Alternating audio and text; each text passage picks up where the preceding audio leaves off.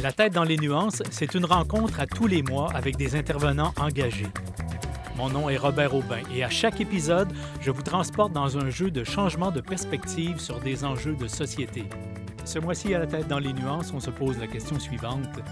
Comment vivre l'aide médicale à mourir quand on est celle ou celui qui demeure? Plongeons ensemble, tête première, dans les nuances. Madame, Messieurs, mon nom est Robert Aubin et je vous souhaite la bienvenue à cette autre table ronde que vous propose la tête dans les nuances.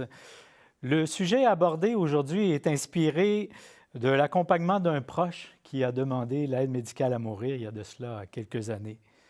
La loi concernant les soins de fin de vie a introduit un nouveau paradigme en santé et bien qu'elle fasse largement consensus, elle n'en représente pas moins un défi lorsque l'on doit passer de la théorie à la pratique. Si la littérature est foisonnante en ce qui concerne l'accompagnement des personnes ayant recours à ce soin, elle me semble moins généreuse lorsqu'il s'agit de savoir comment prendre soin de celles et ceux qui restent. Et c'est précisément l'angle de la discussion que j'aurai aujourd'hui avec mes invités, parce que les chocs sont nombreux. Peut-être que le mot « choc » n'est pas le bon mot, on verra au cours de la discussion, mais il y a déjà une première surprise ou un premier choc lorsque le sujet arrive dans la conversation. Bien qu'on l'ait eu en tête pendant souvent de nombreuses semaines, le jour où ça arrive sur la table, ça devient un incontournable. Imaginez lorsque la date tombe, disant à partir d'aujourd'hui, le temps est compté et on sait où il se termine. À la fois, la relativité du temps fait que tout semble aller plus vite, mais tout va aussi plus lentement, souvent parce qu'on veut goûter chacun des instants qui restent au calendrier. Le jour où l'opération se passe, c'est aussi le jour où tout pourrait changer, puisque jusqu'à la toute dernière minute, celui ou celle qui a demandé l'aide médicale à mourir pourrait très bien dire « je change d'idée ». Et enfin, il y a le moment où l'acte lui-même se produit. Bref, autant d'étapes qu'on va essayer de comprendre, parce que si pour celui qui part, l'histoire se termine avec ce dernier soin, pour celui ou celle qui reste, il y a tout un nouveau chemin qui commence, celui du deuil, qui est peut-être semblable et peut-être différent à celui d'une mort naturelle. Enfin, voilà plusieurs questions qu'on va tenter de réfléchir ensemble. Je ne pense pas qu'on arrivera à des réponses ABC. Ce n'est pas de la mathématique, mais on va être, je dirais, ouvert à toutes les sensibilités qui tournent autour de ce moment de vie. Et pour explorer avec moi ce monde aux multiples sensibilités, j'accueille avec reconnaissance celles qui ont accepté de venir partager à la fois leur expertise, mais aussi leur expérience. Et j'ai le plaisir d'accueillir Mme Patricia Morissette, qui est infirmière praticienne en soins de première ligne. Elle est évaluatrice et prestataire de l'aide médicale à mourir, rattachée au CIUS de la capitale nationale, où elle pratique exclusivement en CHSLD. Elle participe également à l'enseignement universitaire par l'encadrement de stagiaires qui viennent chez elle. Madame Morissette, merci d'être là. Avec plaisir. Je reçois également Mme Nicole Gamache, qui est détentrice d'un baccalauréat en généalogie de l'UQTR, mais qui est retraitée des réseaux de la santé et des services sociaux où elle œuvrait au Centre Jeunesse Mauricie, Centre du Québec, à titre d'intervenante sociale, de personne autorisée DPJ et des gestionnaires cadres. Mais depuis 2020, elle travaille à la maison Albatros, où elle offre un support psychosocial à des proches aidants et aux personnes endeuillées. Elle est également formatrice et créatrice de contenu.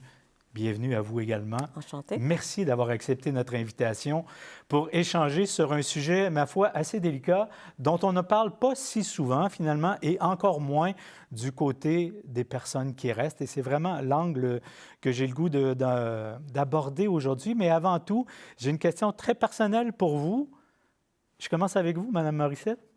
Comment on en arrive à dire, dans ma pratique d'infirmière praticienne spécialisée, je vais consacrer une partie de ma pratique à l'aide médicale à mourir. Et là, ce n'est pas juste d'être sur un comité qui évalue des dossiers pour voir si la personne correspond aux critères que la loi prescrit, mais vous administrez l'aide médicale à mourir. Alors, comment on arrive dans notre cheminement d'infirmière à dire « moi, je veux faire ça ».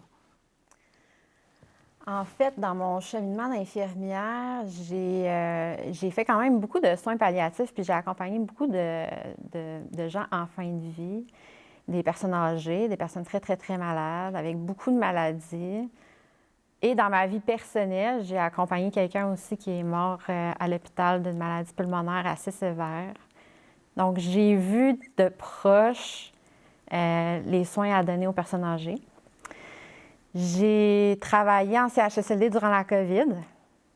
Dans mon CHSLD, quand on a eu nos éclosions puis que ça a explosé, j'ai vu des gens mourir tout seuls beaucoup. Je pense qu'on est capable de donner de très beaux soins palliatifs, mais ça, c'est venu me chercher.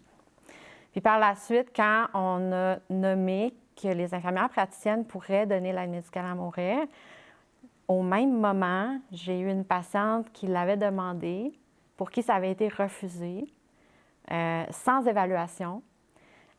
Ça m'a choquée, beaucoup. Je me suis dit que cette patiente-là, elle méritait d'avoir une évaluation en bonne et due forme. Puis je ne pouvais pas lui donner. Fait que je suis allée me former. Puis j'ai eu 2 mentors extraordinaires. Puis pour moi, c'est important de donner toutes les options aux patients. Donc, il y a différents soins palliatifs qu'on peut offrir aux patients. On peut offrir des soins palliatifs réguliers, des soins de confort. La mort naturelle va arriver naturellement à un moment donné, mais on va s'assurer qu'il soit bien jusqu'à la fin. On peut donner une sédation palliative aussi, c'est-à-dire que quand le pronostic est plus sombre, que le pronostic est plus court, puis que le patient est vraiment très souffrant, puis que malgré les soins de confort, on n'est pas capable de le soulager, on peut l'endormir jusqu'à la fin. Fait que la mort naturelle arrive quand même, mais le patient, il dort, il ne se rend plus compte de rien. Et on a l'aide médicale à mourir. Donc, on peut offrir aux patients qui le souhaitent de choisir le moment où il va quitter, de choisir s'il veut continuer à vivre malgré tout ce qui se passe avec des soins de confort ou s'il veut décider que là, pour lui, c'est terminé puis que c'est le bon moment pour lui de partir. Puis j'étais vraiment contente de pouvoir l'offrir à mes patients. C'était surtout ça. Je voulais être capable d'offrir tous les soins possibles à mes patients. Je pense que tout le monde mérite d'avoir le choix. Puis je ne suis pas là pour juger du choix. Mais vous les accompagnez, peu importe le choix, c'est ce que je comprends. Toujours, oui. Peu importe. Même si, tu sais, on a toujours un peu de notre propre opinion, mais ma propre opinion est très, très loin. Je sais qu'est-ce qui s'en vient. Je l'ai vu la fin de vie, puis j'en ai vu beaucoup. Je sais comment ça se passe. Fait que quand il y a quelqu'un qui me demande l'aide médicale à mourir, je suis très sereine avec ça, puis je les accompagne, autant eux que leur famille, jusqu'à la fin. Madame Gamache, c'est un peu la même question pour vous, parce que vous, votre carrière en a été une d'accompagnement à tout niveau. Exact. Mais maintenant, vous êtes à la retraite, vous auriez pu choisir, à la limite, de ne plus faire d'accompagnement, ça n'a pas été votre choix. Mais comment vous arrivez à dire, moi, je vais accompagner ou bien des personnes en fin de vie, ou bien des endeuillés? En fait, je vous répondrais que dans mon parcours professionnel, ce qui a toujours été présent puis important pour moi, c'est centré sur la relation d'aide. Alors, dans cette continuité-là, même à la retraite, ce désir-là a toujours persisté. Alors, j'ai pris les moyens, en fait, de pouvoir poursuivre sur un plan plus personnel, indépendant des structures, comme travailleur autonome aussi. Je suis une travailleuse autonome. J'ai eu l'occasion de côtoyer Albatros, qui est l'organisme de Trois-Rivières. Puis c'est grâce à eux, d'une certaine façon, que cette porte-là s'est ouverte pour moi, en m'inscrivant tout simplement dans le choix. La décision que j'ai prise, oui, d'offrir des relations d'aide. D'abord à des proches aidants qui étaient présents auprès de malades avec une sévérité, puis avec un potentiel de fin de vie, donc en soins palliatifs. Alors, j'ai embarqué dans la porte et puis finalement, j'ai trouvé beaucoup d'intérêt. Puis, j'ai découvert cette réalité-là, en fait.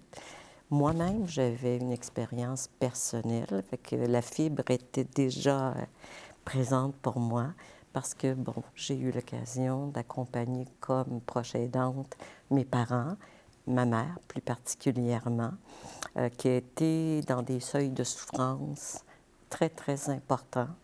Alors, j'ai été confrontée à ça. Et puis, de pouvoir soulager le proche aidant, j'avais comment je pourrais vous dire? Je connaissais certains enjeux de la proche aidance sur lesquels, tout d'abord, je me suis appuyée. Puis, je me suis tranquillement familiarisée davantage avec le rôle du proche aidant, avec toute sa complexité, en fait. Puis, tout dépendamment des situations vécues aussi, chaque proche aidant a une réalité qui peut être commune, mais à la fois particulière, parce que très subjective aussi dans son rapport à la personne qui est malade. Alors voilà. Et de ce fait-là, j'ai eu accès aussi à de l'accompagnement au niveau des personnes endeuillées, au niveau des personnes en fin de vie, à la Maison Albatros. On va aller voir maintenant comment ça se fait concrètement accompagner des personnes, parce que là, à la limite, on est en train de dresser le beau portrait de quelqu'un qui vit sa fin de vie entouré, ce qui n'est pas toujours le cas. Alors, plusieurs personnes, malheureusement, terminent le parcours seules. On verra ce qu'on peut faire pour les accompagner, elles aussi. Mais j'ai trouvé sur le site de l'Association québécoise pour le droit de mourir dans la dignité la citation suivante. « Le prestataire, vous en l'occurrence, s'assure que les proches reçoivent le soutien et l'aide nécessaires tout au long du processus. » C'est donc dire qu'on n'est pas centré uniquement chez la personne qui a demandé l'aide à mourir, mais sur l'ensemble de l'entourage. Ça veut dire quoi, ça, recevoir les soins ou le soutien nécessaire? Qu'est-ce que vous pouvez offrir aux proches? Bien, en fait, moi, avec tous mes patients, je leur offre toujours, à la fin de la première rencontre, de rencontrer soit un travailleur social ou un intervenant en soins spirituels. L'intervenant en soins spirituels, c'est pas juste pour les catholiques, là. Il est là vraiment pour parler de spiritualité, du passage vers la mort, du rituel de fin de vie, des fois aussi de la dichotomie entre les valeurs de la personne et l'acte, le soin qu'ils vont recevoir. Fait que l'intervenant en soins spirituels est là pour ça. Le travailleur social va aider aussi. Je l'offre toujours à mes patients et à leur famille. C'est pas tout le monde qui le prenne. C'est pas tout le monde qui va le prendre à la première rencontre. Il y en a qui vont le prendre un petit peu plus tard. Mais je vous dirais qu'il y a 80 des patients et des familles qui vont les utiliser, ces ressources-là. Et au-delà de ces ressources-là, ils peuvent aussi, si je trouve personne, je pourrais à la limite aussi demander, comme à l'Association québécoise pour mourir dans la dignité, ils connaissent des organismes qui ont des bénévoles qui peuvent aussi aider. Dans la capitale nationale, on est vraiment chanceux parce qu'on a Albatros aussi, dans la capitale nationale qui est présent. Puis pas juste pour l'aide médicale à mourir, ils sont présents aussi pour les soins de fin de vie, les personnes en soins de confort. J'ai des patients en CHSLD qui meurent tranquillement, doucement, puis qui sont accompagnés par un bénévole parce qu'ils n'ont pas de famille. Ou pour soulager la famille, pour qu'elle aille prendre un petit peu de repos pendant quelques heures, il y a un bénévole qui peut se présenter. Donc, cette offre de soutien-là, elle est là dès le début, mais c'est pas un prendre ou à laisser, c'est un prendre quand le besoin se fera sentir. Hein? Quand le besoin se fera sentir, quand la famille ou le proche va être prêt à utiliser cette ressource-là. Parce que quand ils le demandent, il y en a qui veulent ça rapidement, mais il y en a qui veulent ça pas tout de suite nécessairement. Fait qu'il y en a qui sont pas prêts encore à parler de ça. Puis c'est correct. Madame Gamache? Oui, je réfléchis. Quand on pense à... Là, on présente quand même, je dirais, la plus belle situation. Quelqu'un entouré de ses proches qui va quitter. Oui. Mais vous, quand vous arrivez, vous êtes une pure étrangère à ce cocon. Exactement. Comment on s'intègre là-dedans, si tant est que quelqu'un ait levé la main pour dire « j'aimerais rencontrer quelqu'un qui pourrait m'offrir un soutien psychosocial ». Et là, vous arrivez dans le décor, comment on s'introduit dans un milieu familial tissé serré, particulièrement à ce moment-là de la vie? Je vous dirais que, premièrement, on y va en douceur, hein, dans la façon d'entrer dans la situation. On prend le temps d'expliquer aussi l'aide qu'on est en mesure d'apporter, d'offrir, en étant aussi, à ce moment-là, très à l'écoute des gens chez qui on se présente. Hein, la porte à ouvrir, c'est sur leur vécu, tout simplement. Qu'est-ce qui se vit? Comment chacun se ressent la situation, se positionne? C'est dans l'établissement d'un lien, en fait, que l'accompagnement se fait. Tout dépendamment de ce qu'on est en mesure, comme professionnel ou comme intervenant, d'établir, bien, à ce moment-là, les gens sont réceptifs. En tout cas, de mon expérience à moi, ça ne m'est jamais arrivé que quelqu'un refuse ce que j'étais en mesure de lui offrir. Mais là, je sens bien, juste à votre ton de voix, toute la douceur et les pas feutrés qui peuvent être les vôtres au moment où vous arrivez. Mais quand vous dites, je vais présenter ce que je suis en mesure de leur offrir, concrètement, ça ressemble à quoi? Ça ressemble à, premièrement, un lieu d'écoute, un lieu d'accueil, un lieu ouvert, sans jugement, où on leur offre la possibilité, l'occasion, qui est particulière, de livrer, de se livrer, avec tout ce que ça implique pour eux, la situation dans laquelle ils sont. Tant au niveau des émotions vives, de l'indécision, de l'ambivalence, de ce que ça peut occasionner aussi comme perturbation, comme trouble. Alors, je vous dirais qu'on s'installe, moi j'ai une expression comme on se met au diapason dans un premier temps, puis on reçoit. C'est une manière d'être, une manière d'intervenir aussi, qui, à mon sens, à moi, favorise, facilite. Puis je découvre toujours assez une bonne réception à ce qui est offert. À ces moments-là, les gens se sentent seuls dans leur vécu. C'est un vécu qui est personnel, qui est unique aussi, puis qui implique aussi dans l'aide médicale à mourir, quand on parle des proches, qui implique les personnes qu'on aime, qui sont à nos côtés. Alors, il y a toute une complexité dans les émotions, dans la relation, et c'est sûr, dans l'accompagnement aussi qui est fait par les proches de la personne qui prend la décision de l'aide médicale à mourir. Alors, voilà. C'est un moment de grande vulnérabilité. Oui. Pour la famille, pour les proches, mais pour le patient qui demande l'aide médicale à mourir, d'aller se livrer. C'est un moment très vulnérable.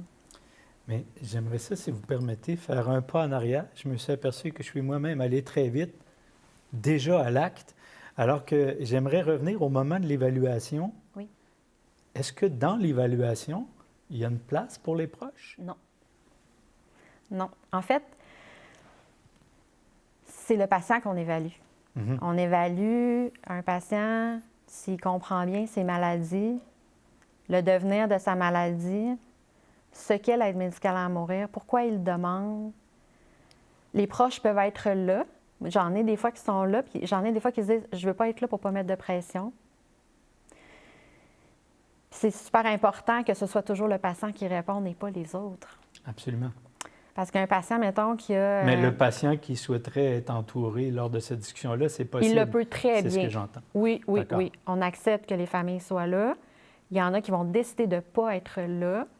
Mais quand moi, je commence une évaluation, je dis toujours à la famille, bien que vous voulez le mieux pour votre proche, c'est vraiment important que ce soit lui qui réponde à toutes mes questions. Parce que c'est sa capacité à prendre une décision que j'évalue aujourd'hui, pas la vôtre. Ça peut paraître un peu comme raide, là, mais c'est super important. Donc, une fois rendu là, après ça, d'avoir les proches qui écoutent tout ça, ça peut faire cheminer aussi. Puis après, quand on rend notre décision, parce que souvent, au premier rendez-vous, on peut donner notre décision. Des fois, ça en prend plusieurs. Ça permet aussi de pouvoir répondre à toutes leurs questions après. Et là, il y a qui autour de la table? Il y a vous, le médecin traitant? Il n'y a pas le médecin. Je suis toute seule quand je fais ça. Comme infirmière praticienne, je peux le faire toute seule. En fait, la façon dont ça fonctionne quand on évalue pour l'aide médicale à mourir, ça prend 2 évaluateurs, mais on le fait sur 2 moments différents. Donc, après la première évaluation, si le patient n'est pas apte ou ne répond pas aux critères, il n'y a pas de deuxième éval. Ça finit là. Tandis que si on on détermine après la première évaluation que le patient il répond aux critères puis qu'il est admissible, c'est là on va chercher un deuxième avis qui va venir plus tard. Fait que la première évaluation se fait seule. C'est moi, une infirmière praticienne ou un médecin qui le fait. Puis il peut avoir qui on veut là. La dernière fois, je l'ai faite avec une collègue infirmière praticienne qui s'occupait du patient.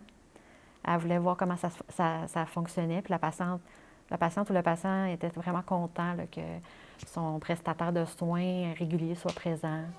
La famille peut être présente, conjointe, enfant. Des fois, il y a une infirmière de soutien à domicile, des fois, ou un travailleur social, ça m'est arrivé, qui soit présent pendant la première évaluation. Pour des patients qui n'ont pas de famille, par exemple. Ça fait naître une deuxième question qui va vous toucher aussi, mais peut-être un peu différemment. Alors, en supposant que je suis de la famille qui assiste à cette première évaluation, avec évidemment pas droit au chapitre, là, mais j'écoute, est-ce qu'il vous est arrivé par la suite d'avoir un travail de conciliation à faire avec des membres de la famille qui étaient plus ou moins d'accord, ne serait-ce qu'avec le choix que la personne avait fait de demander l'aide médicale à mourir?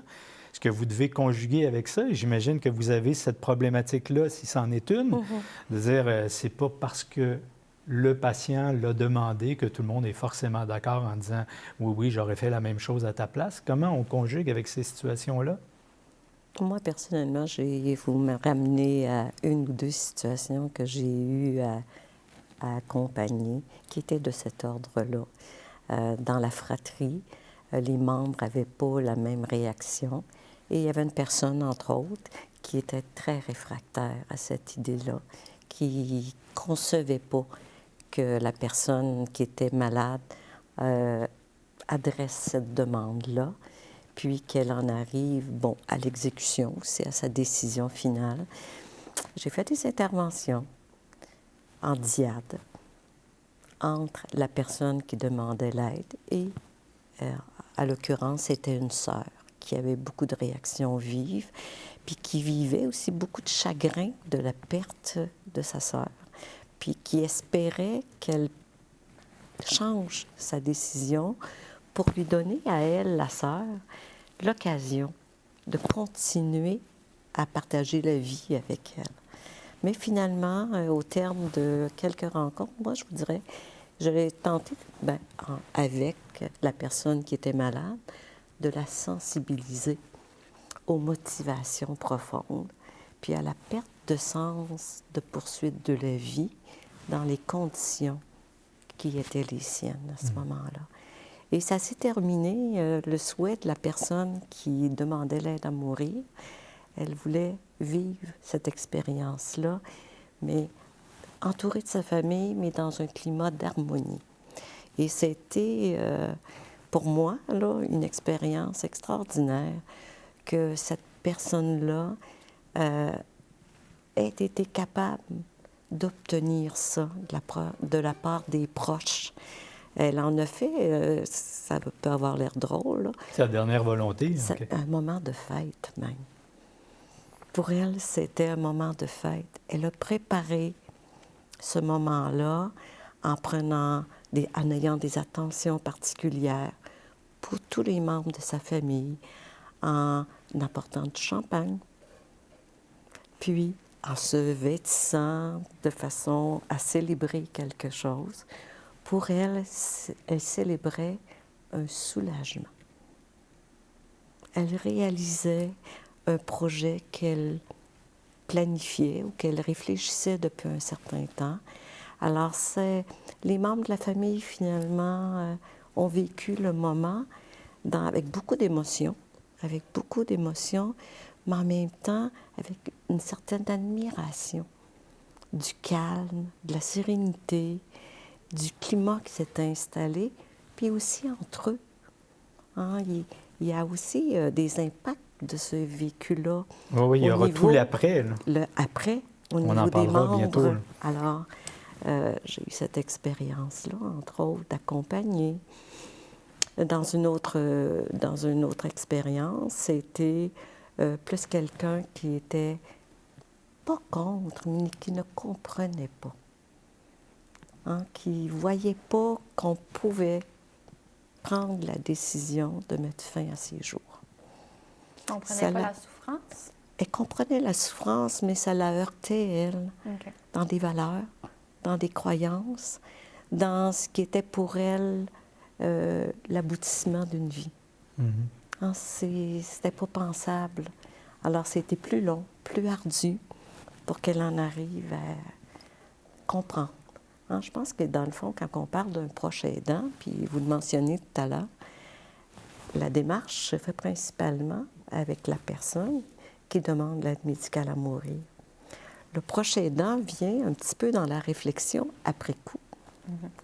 Fait qu'il a, lui, à apprivoiser cette idée-là qui lui est demandée, qui lui est soumise. Alors, dans un premier temps... Imposée, pratiquement. Imposée, parce qu'il se veut... il y a toute la notion du respect de la décision de la personne qui prend cette décision-là.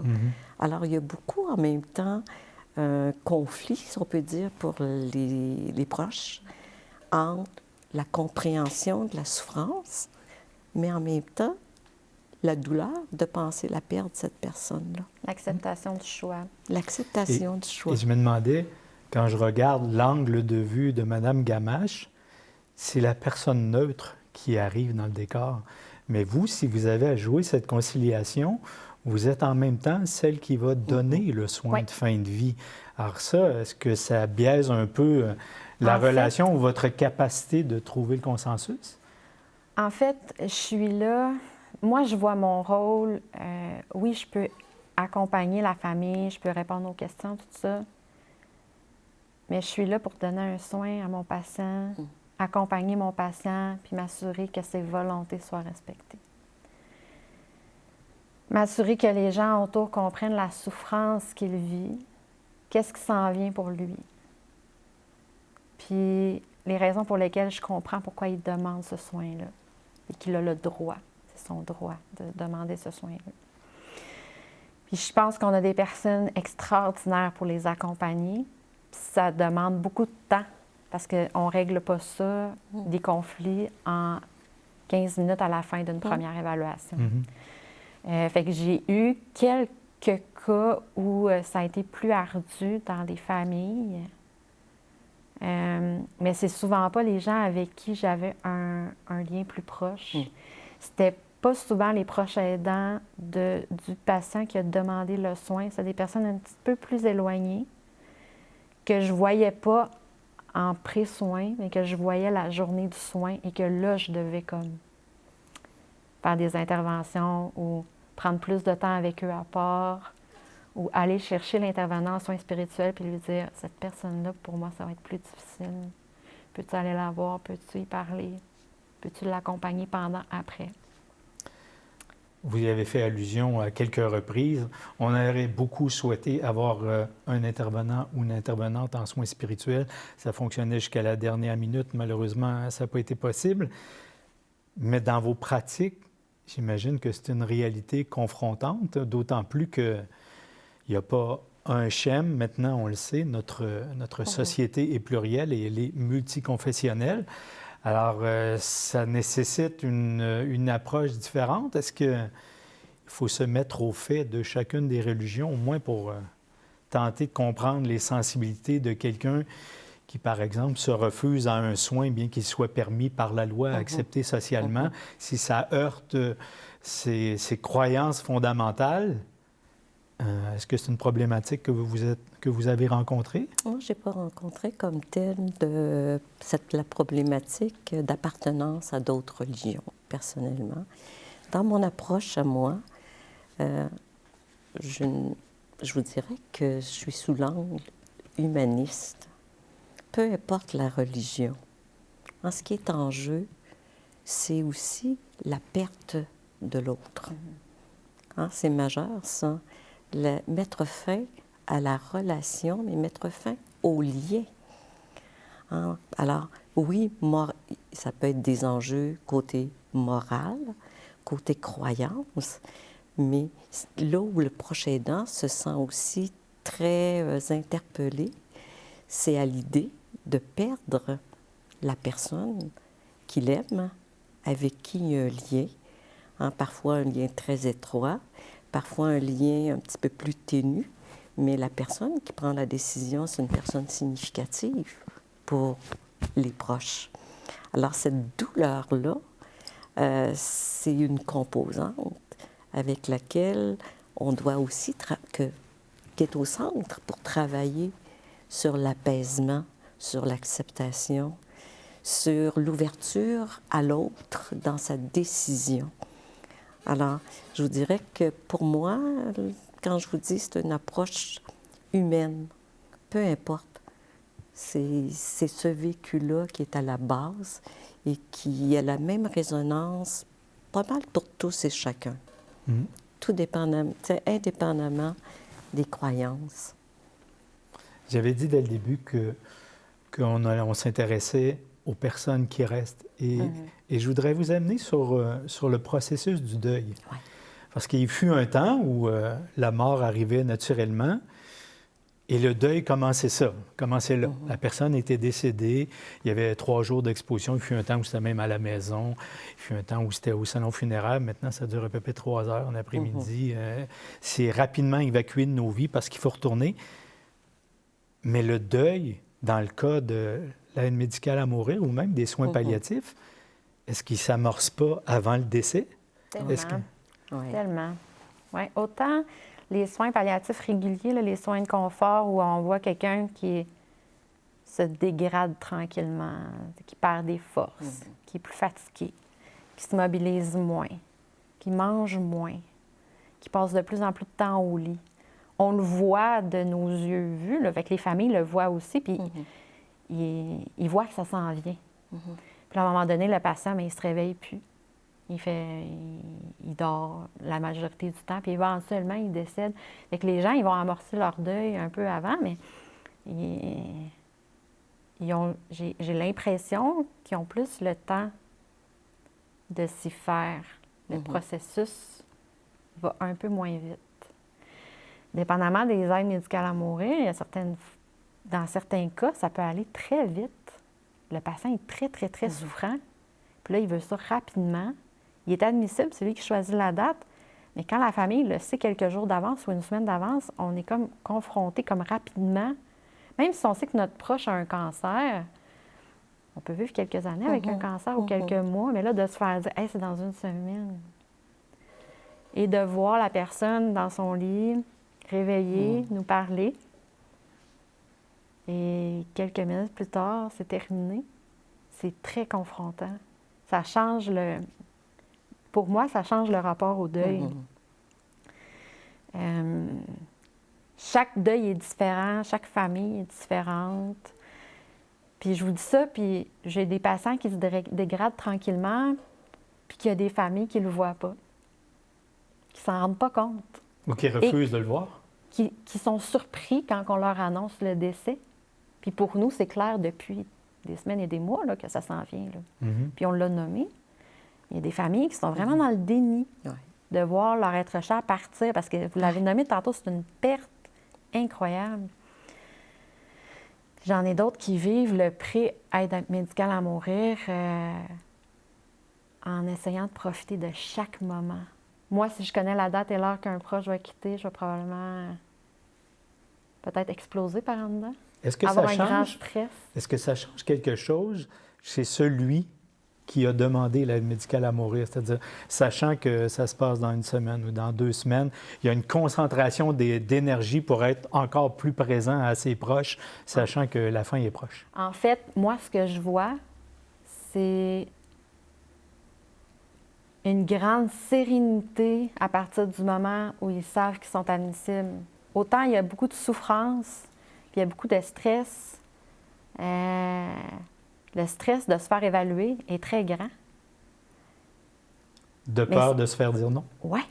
Il y en a beaucoup qui ont peur, puis qui se disent hey, « Qu'est-ce qu'il faut que je dise? Je veux être correct? Je réponds-tu aux critères? » Ils le veulent tellement.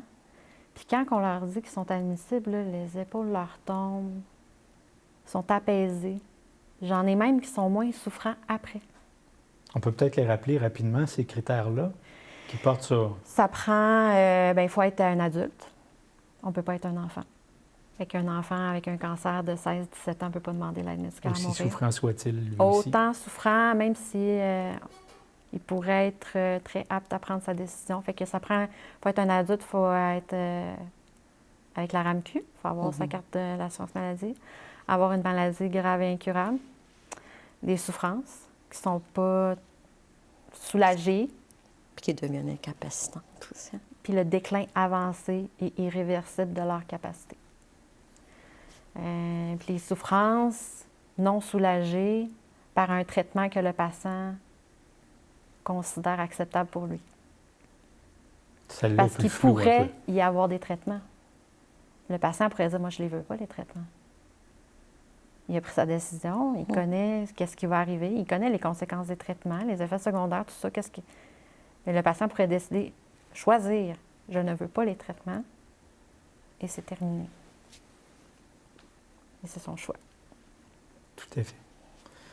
Merci pour cette parenthèse. On revient à la question de départ. Vous aviez quelque chose à ajouter, peut-être? Bien, en fait, je réagissais dans l'accompagnement que je fais. Moi, je voulais juste le vécu de la personne qui demande l'aide médicale à mourir est aussi, par moment, de ce que j'en ai vu, moi, empreinte d'une certaine ambivalence, de doute aussi, par rapport à sa décision. Puis, dans certaines situations, moi, j'ai vu que ça pouvait persister tout de même un bon laps de temps. Ce qui fait que le proche aidant aussi vit cette ambivalence-là qui est de la part de la personne là, qui fait le processus avec la date d'échéance. C'est pas évident de choisir une date. Non! Fait que dans ce sens-là, tu sais, c'était telle notion, tantôt à votre question, ce que j'aurais dit comme mot, moi, il y a une notion d'urgence.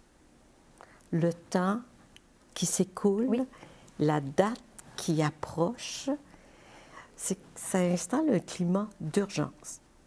L'urgence de se dire, l'urgence des démonstrations, l'urgence de régler beaucoup de conflits, hein, beaucoup. Ça, c'est une chose. C'est bien, merci. Dans l'accompagnement au proche aidant, puis à la personne, c'est de voir c'est quoi le meilleur contexte, le meilleur climat pour vous pour partir. Quels sont vos souhaits? Est-ce que vous avez des aspects de votre vie sur lesquels vous partez avec des préoccupations, des regrets, la notion de conflit? Est-ce que pour vous, si vous souhaitez régler, est-ce que vous souhaitez rencontrer certaines personnes pour finaliser, hein, puis partir en douceur? Moi, c'est dans mon intervention. Hein, j'invite les gens à partir avec le plus de douceur, le plus d'harmonie possible, puis je les amène à des réflexions sur des ingrédients qui ont besoin pour quitter dans l'apaisement, tant le proche aidant que la personne qui va recevoir l'aide médicale à mourir. Une forme de réconciliation. Tantôt, vous parliez des soins spirituels, là, hein, dans le travail d'accompagnement. On va donner certaines stratégies aux gens pour ritualiser, pour écrire, pour laisser soit un parfum ou adoucir. Alors, c'est ce que je dirais à ce moment-ci. Depuis tantôt, on parle à juste titre, c'était le but de l'émission, des proches qui accompagnent celui ou celle qui part, mais on sait que celui ou celle qui demande l'aide médicale à mourir peut revenir sur sa décision, même au dernier moment, là, au moment où vous entrez dans la pièce pour prodiguer le soin. C'est la première question peut-être que vous posez. Est-ce que c'est encore... C'est la dernière question. C'est la dernière? D'accord. Et je me disais, est-ce que la pression a pu se vivre aussi auprès de ceux qui ont pris cette décision-là et qui finalement reviendraient sur leur décision parce que la pression des proches est trop forte? Est-ce que vous avez vu des cas de retrait? Pas de retrait. J'ai eu aucun retrait. Par contre, j'ai eu des dates repoussées. Donc, je pensais prendre cette date-là, on s'était organisé, puis finalement, mon petit-fils a un examen. Ouais. Ou mon cousin est en vacances, ou mon ami est en dehors du pays, puis il aurait vraiment voulu être là, ou c'est proche de Noël. Je peux pas faire ça avant Noël. Fait que les patients, autant souffrants soient-ils, sont tellement à l'écoute de leurs proches, la plupart, là, ça m'est arrivé d'avoir des dates repoussées. Puis de dire, OK, ben moi, j'y vais avec vous ce que vous voulez. C'est vous le boss, c'est vous qui décidez. Moi, je me plie à vos désirs. Si c'est dans 3 semaines, c'est dans 3 semaines. Si c'est dans 2 mois, c'est dans 2 mois. Ça leur donne plus de temps. Puis si la date n'est pas acceptable pour eux, c'est correct qu'ils la repoussent aussi, la date, s'ils ne sont pas prêts. Mais j'ai jamais eu de retrait la journée de l'AMM. Jamais. Je reviens sur le deuil. Et je me demandais, est-ce que dans les personnes que vous accompagnez, il y a une différence dans le deuil à faire entre un accompagnement en soins palliatifs, où on est dans une mort naturelle, plus ou moins, dépendamment de la sédation, là, et à l'aide médicale à mourir, où là, le geste est, sans être brutal, est définitif et prévisible. C'est probablement ça qui nous fait angoisser davantage. Je vous dirais que dans le type de deuil que ça crée, on sait que le deuil, de toute façon, crée une grosse période d'adaptation à une réalité. C'est la particularité que pour les proches aidants c'est la participation qu'ils ont eue. Ce qui ressort dans le deuil, c'est qu'ils ont eu à participer à l'échange, à la décision. Fait que moi, j'ai entendu... Et ça facilite le deuil ou ça le rend plus lourd parce qu'on a une part de responsabilité, s'imagine-t-on? C'est une complexité quand vous me dites, c'est quoi la différence? Dans un deuil où la suite va se faire normalement dans le processus, cette partie-là, dans le vécu du deuil, moi, je ne l'ai pas vu. Je l'ai vu, par contre, chez des proches aidants qui ont eu à... Ils ont le sentiment d'avoir donné un accord. Ils ont le sentiment... Pour un soin palliatif régulier? Pour l'aide médicale à mourir. Okay. Ils ont le sentiment d'avoir, dans l'échange qu'ils ont eu avec la personne qui demande l'aide médicale à mourir, est-ce que j'ai bien fait? Est-ce qu'elle a compris que j'étais d'accord? Okay. Il y a comme cette partie-là que moi j'ai rencontrée à quelques occasions, qui a une connotation un peu d'une culpabilité subtile, d'avoir abondé un doute. Oui. Fait que je vous dirais que ça, pour moi, je vous dirais que cette réponse-là. Puis, bon, vous l'avez mentionné tout à l'heure aussi, dans le deuil, il y a un bout de fait. Le deuil, vu qu'il est devancé pour la personne par rapport à laisser aller l'autre, si on peut dire. Il y a une partie de fait, mais il demeure que la journée, l'événement de la mort de l'être cher crée toujours un moment de choc. C'est sûr. Il crée toujours un moment de choc, un moment de bouleversement intense. Peu importe qu'il soit par l'aide médicale à mourir ou naturellement. Il y a le temps, par contre, qui a été alloué à une réflexion, à un partage. Mais le processus de deuil a certains éléments, comme je vous mentionnais. Là, je suis un petit peu perdue. Alors, je vous dirais que ça, je trouvais ça important de le mentionner en termes de culpabilité possible. La culpabilité, moi, je la vois aussi dans les soins palliatifs réguliers. Parce que c'est pas tous les patients qui sont capables de dire je veux plus être traité ou je suis prêt à partir. Fait que des fois, il y a des familles, quand le patient il est rendu très malade puis qu'il ne se réveille plus, la famille doit décider est-ce qu'on essaie plus de choses ou est-ce qu'on fait des soins palliatifs? La décision, elle peut venir des familles à ces moments-là.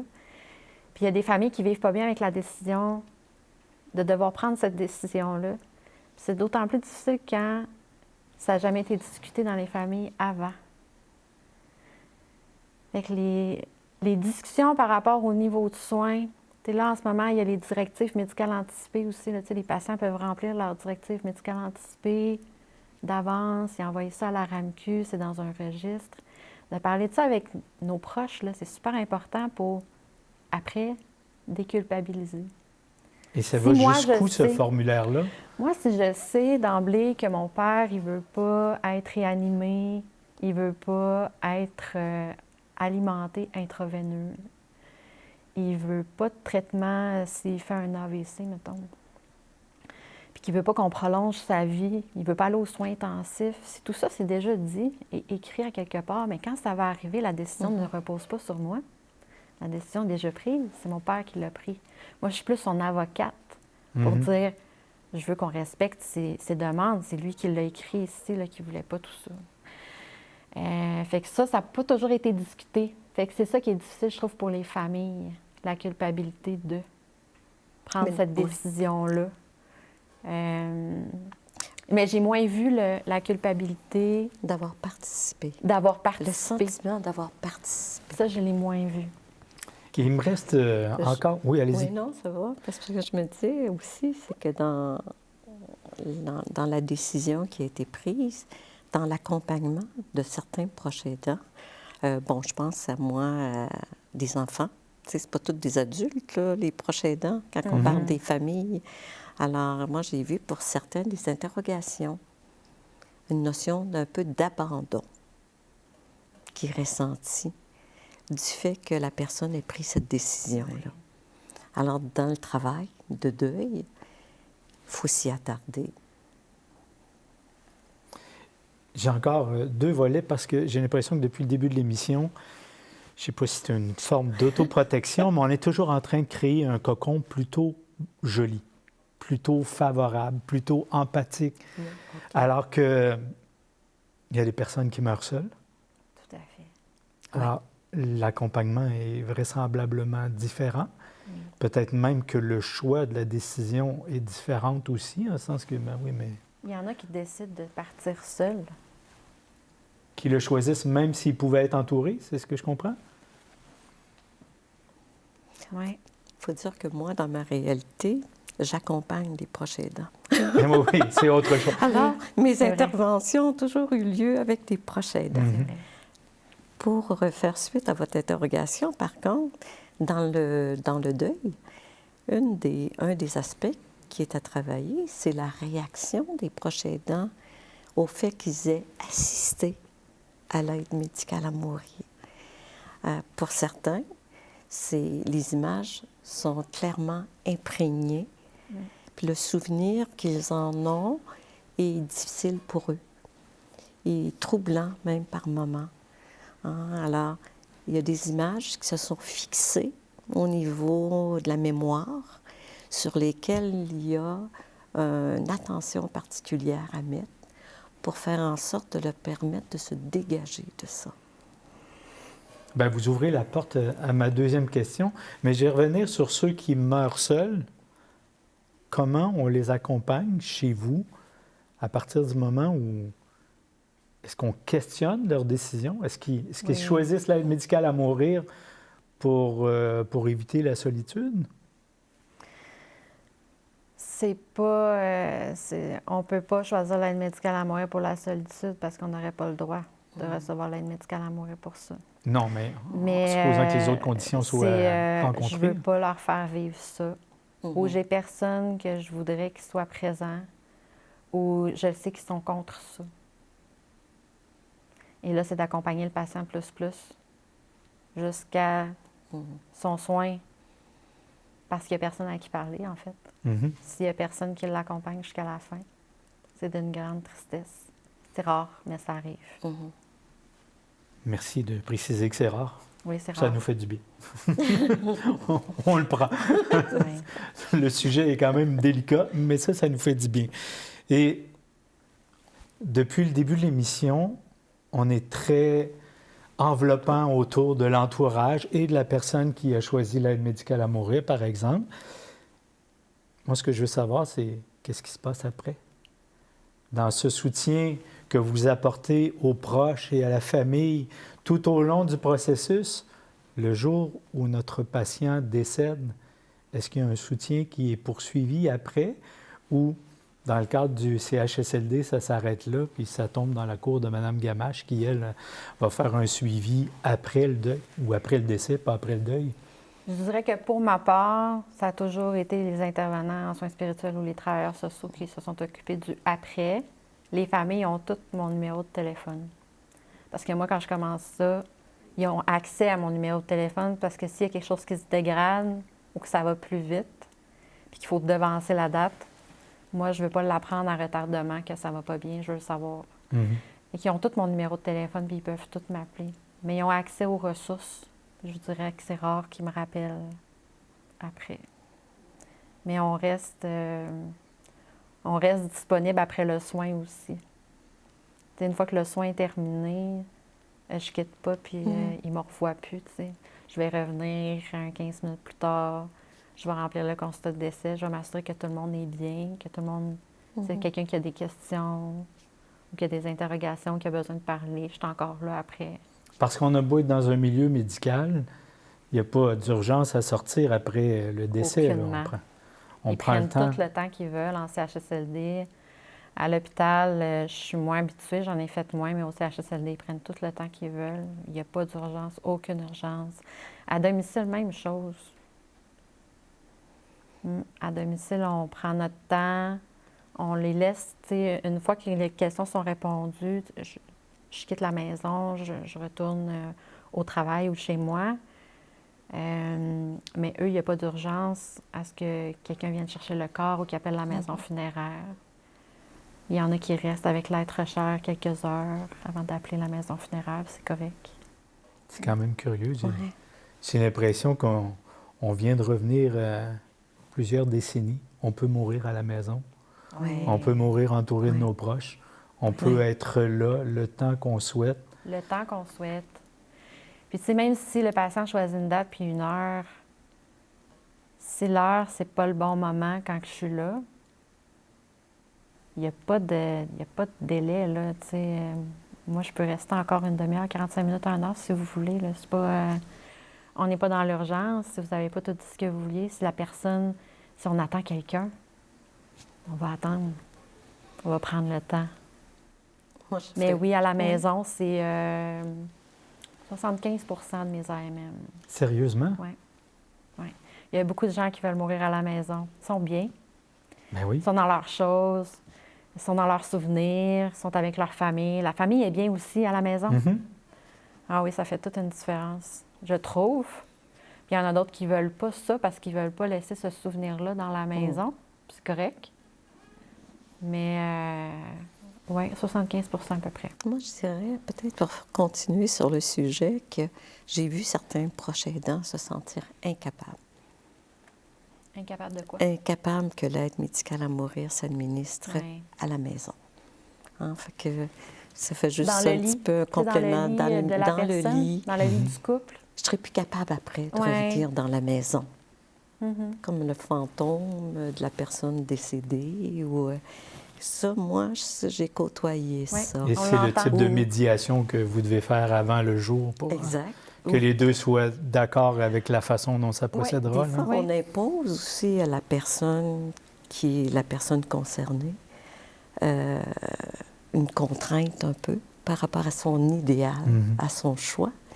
Et ça, je trouve qu'il y a un certain poids aussi pour les personnes qui accompagnent de mettre leurs limites.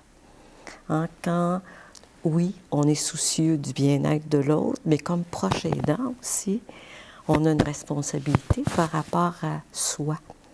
C'est quoi ce dont je suis capable? C'est quoi les limites que j'ai? Puis c'est pas toujours... C'est douloureux de devoir à affirmer ça ou à soutenir ça par rapport à l'être cher qui, lui, est la personne qui est en fin de vie. Mais ça fait partie, ça aussi. C'est une grosse dichotomie là, de dire oui, mais moi, je ne serais pas capable de vivre ça après, mais je veux qu'il vive son soin comme il le souhaite. Oui. Puis là, c'est la balance entre les deux. Qu'est-ce qu'on fait? Je le dis-tu? J'ai une toute petite dernière question parce que malheureusement, le temps file. Je vous donne peut-être 30 secondes chacune. Parce que la vie étant ce qu'elle est, on trouve toujours quelqu'un sur notre chemin après pour nous dire qu'il faut retourner à la vie. Là, On parle du deuil. On parle du deuil. Et je fais... À mon avis, c'est pas parce qu'on cesse de pleurer que le deuil est terminé. C'est malheureux, d'ailleurs, parce que... Alors, très rapidement, ça dure combien de temps, un deuil? C'est un deuil, ça n'a pas de durée fixe. Non. Hein. Dans le fond, ce que je dirais pour conclure, le deuil, tout dépendamment, il y a des facteurs qui influencent le deuil. Hein, puis dans ces facteurs-là, il y a la proximité qu'on a avec la personne, le niveau d'attachement qu'on avait envers cette personne-là, les circonstances du deuil qui teintent aussi la fréquence. Si quelqu'un habitait avec nous, ça se passe différemment au niveau de tout ce qui a été acquis en termes d'habitude de vie. Alors le deuil, ça touche à de multiples facettes, puis c'est erroné de penser qu'on fait un deuil dans un court laps de temps. Hein, il y a des étapes cruciales, plus douloureuses dans les débuts, mais pour mener à terme un deuil, ça peut prendre 1 an, ça peut prendre 2 ans, mais ça se fait dans un rythme lent. Et il faut accepter ça. Et ça, c'est contradictoire à notre mode de vie. Vous observez la même chose, j'imagine? Oui, mais il n'y a pas de date. Il y en a qui ont fait plus d'étapes de deuil avant le décès, puis qui, après, se sentent soulagés de voir que le patient est enfin bien, puis qu'il a eu ce qu'il voulait. Puis il y en a d'autres qui n'ont pas compris, puis qui sont dans la colère, où le deuil est différent. Mais le deuil, on va vivre avec des souvenirs longtemps après, puis on va ressentir des émotions intenses pendant longtemps, puis c'est correct de les vivre, ces émotions-là. Malheureusement, on va devoir c'est s'arrêter ici, mais je vous dis un immense merci. J'ai l'impression d'avoir été dans un autre espace-temps pendant la dernière heure. Madame Morissette, Madame Gamache, merci infiniment d'avoir participé à cette émission. Merci également à nos recherchistes Anne-Sophie Batalon et Isabelle Padoula, qui est aussi la directrice générale de la Gazette de la Mauricie. Merci à la station Nous TV qui rend cette émission possible. N'hésitez pas à nous partager vos commentaires en nous écrivant à info@gazettemauricie.com. Ici Robert Aubin. J'espère avoir le plaisir de vous revoir le mois prochain pour une toute autre émission. Et je vous rappelle que vous pouvez écouter chacune de nos émissions sur le diffuseur de balado qui est votre préféré ou en passant tout simplement par le site Gazette Mauricie. Merci. À la prochaine.